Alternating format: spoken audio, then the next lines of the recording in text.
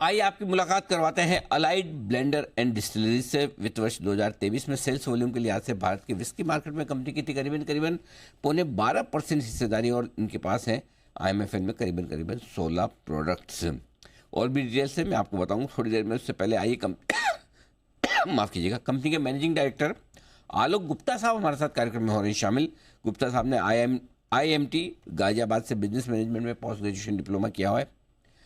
Management, marketing और portfolio management में 26 साल से ज़्यादा का लंबा गहरा अनुभव उनका रहा है, और काफ़ी बड़ी बड़ी दिग्गज कंपनियों के साथ काम करने का अनुभव, जिसमें मैकडॉवेल, वाइट एंड मैके, यूनाइटेड स्पिरिट्स जैसी कंपनियां भी शामिल है।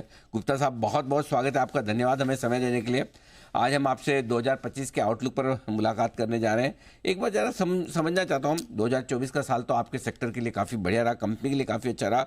बताएं सर, 2025 में किस तरह की वॉल्यूम ग्रोथ आप पूरे सेक्टर में और अपनी कंपनी के लिए करते हैं? नमस्कार, थैंक यू सो मच। धन्यवाद। जी, सो 2024 आपको पता है H1 बहुत स्लगिश था, ग्रोथ नहीं थी मार्केट के अंदर, बट Q3 में हमको फिर से मार्केट में ग्रोथ नजर आ रही है, और लग रहा है कि Q4 भी मार्केट की ग्रोथ रहेगी सिंगल डिजिट।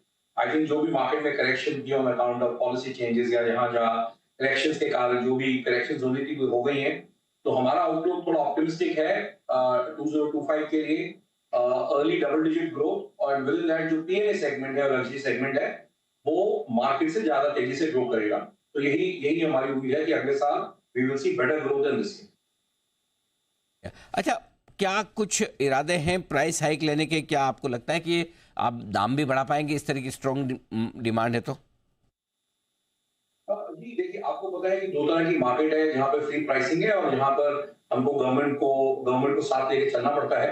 तो जो प्राइस इंक्रीजेस लास्ट ईयर हो गए हैं वो तो अगले साल नहीं आएंगे, लेकिन जो दो तीन बड़ी मार्केट हैं जैसे तेलंगाना है, आंध्रा है, हमें उम्मीद है कि प्राइस कमेटी भी फॉर्म हुई है, वहां पे हमारा डिस्कशन पॉजिटिव रहेगा और अगले साल उम्मीद है कि हमको प्राइस इंक्रीज मिलेगी। और जहां तक ओपन मार्केट का सवाल है, मुझे लगता है कि थोड़ा बहुत प्राइस इंक्रीज होंगे। अगर कमोडिटी प्राइस कंट्रोल में रही तो मॉडरेट प्राइस इंक्रीज होंगे, लेकिन अगर प्राइस में पुश आया तो हो सकता है कि प्राइस हमको ज्यादा लेना पड़े, क्योंकि इस साल ये रहेगा कि क्योंकि ग्रोथ इस साल में वापस आएगी, तो आइडिया होगा कि मार्केट शेयर और ग्रोथ को कंसोलिडेट करें।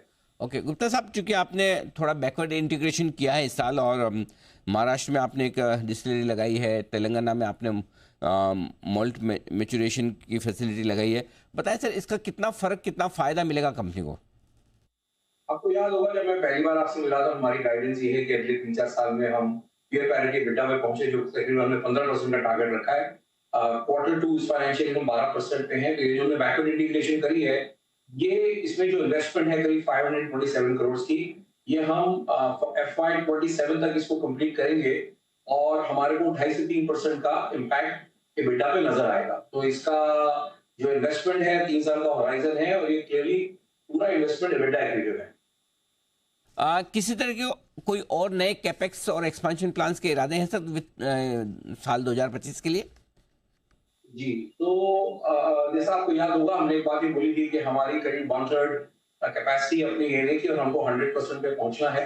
महाराष्ट्र का जो हमने यूनिट एक्वायर किया है, ये हमारे को करीब 2/3 कैपेसिटी पे ले आता है। तो हमको एक इन्वेस्टमेंट और यूनिट स्टिल में करनी है, जिसके लिए काम चालू है, और अभी थोड़ा और उसके अंदर हमको फाइन ट्यूनिंग करना है। तो डेफिनेटली हमको एक यूनिट प्लांट 150 KL का लगाना है, जिससे हम 100% कैप्टिव प्रोडक्शन पे पहुंच जाए।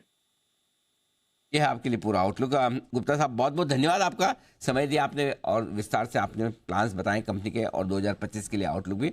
शुक्रिया सर, और wish you all the best, और एक बार फिर से आपको नए साल की बहुत बहुत शुभकामनाएं सर। आपको थैंक यू वेरी मच। धन्यवाद।